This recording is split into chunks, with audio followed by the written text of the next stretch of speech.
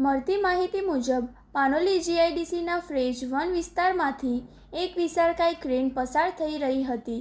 આ દરમિયાન ચાલકની બેદરકારી અથવા ઊંચાઈનો અંદાજ ન આવવાને કારણે ક્રેનનો ઉપરનો ભાગ રસ્તા પરથી પસાર થતી વીજ લાઇન સાથે જોરદાર રીતે અથડાયો હતો।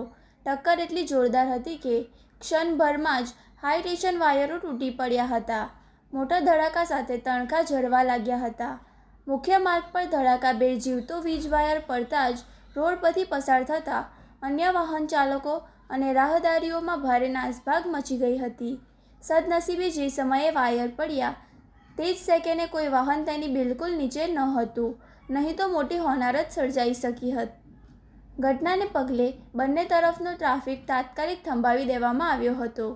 કંપનીઓના શિફ્ટ બદલવાના સમયે આ રોડ પર ભારે ભીડ હોય છે, પરંતુ રવિવારનો દિવસ હોવાથી અને વાયર પડતા જ લોકો એલર્ટ થઈ જતા એક મોટી દુર્ઘટના સહેજમાં ટળી હતી। ઘટનાની જાણ સ્થાનિક લોકો અને સિક્યુરિટી સ્ટાફ દ્વારા તાત્કાલિક દક્ષિણ ગુજરાત વીજ કંપની લિમિટેડને કરવામાં આવી હતી।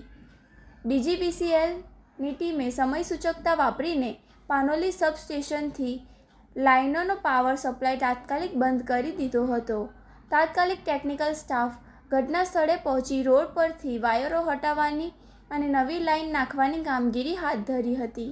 આ અકસ્માતને કારણે જીઆઈડીસીના કેટલાક વિસ્તારોમાં કલાકો સુધી વીજ પુરવઠો ખોરવાઈ ગયો હતો।